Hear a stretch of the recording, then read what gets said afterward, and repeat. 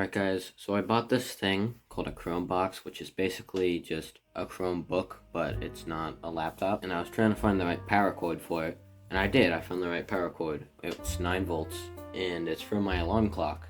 And this alarm clock isn't just any alarm clock. This alarm clock is $80. It has wireless charging, Bluetooth, and all these things. So it's an $80 iHome alarm clock. I accidentally blew a capacitor in it because I plugged in 24 volts into it instead of 9. I heard a capacitor blow, that distinctive pop. I know it wasn't a fuse, so we're gonna try to open this up and fix the broken capacitor, and hopefully we can fix the wireless charging again. So let's get into that.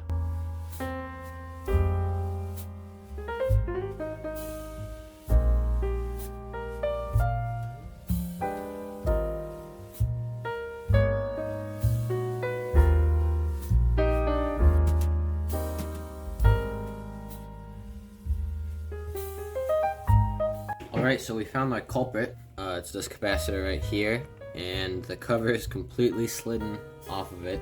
It's just blown up like a rocket. You can see inside the capacitor now. Luckily we can still read what it is. It's 16 volts, 470 UF, which I do have. Alright, here's the spare part. It is a little bit wider than the old one. I'm not sure why. I think they're the same type of capacitor, same manufacturer. But anyhow, we are going to replace this one now. So first we're going to desolder it, and then we're going to resolder this one in place.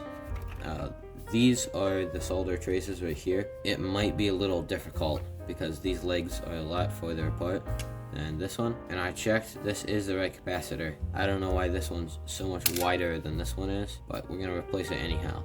Alright, after a lot of struggle, we actually got a capacitor in, and now we're gonna solder it in place. Alright guys, it works now. I got the capacitor seems to be working as it's supposed to now with the replacement.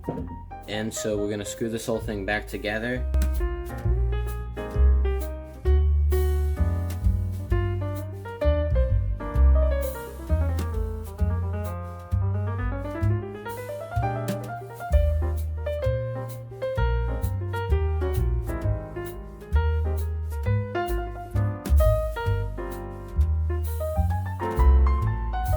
Alright guys, we've reassembled the iHome alarm clock, and we're going to plug it in final time, make sure everything works.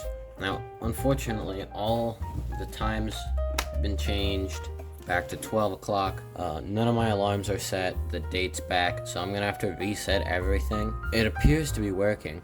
The viewing angles on this thing are not ideal, especially for $80, but it appears to be working. I did test wireless charging, which is this pad right here, but I filmed these videos on my Samsung phone, so I can't test it in the video. If I had another phone or I had a camera, I would, but you'll just have to believe me on that one. When the capacitor blew, the charging icon kept flashing abnormally, so it probably meant something. It was probably like too much power. It probably wasn't an error.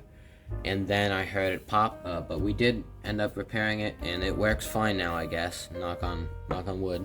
But yeah, that is going to have to wrap it up for today's video. And if you did like the video, make sure to subscribe, because we're trying to make it to 400 subscribers. And anyways, I'll see you guys in the next one.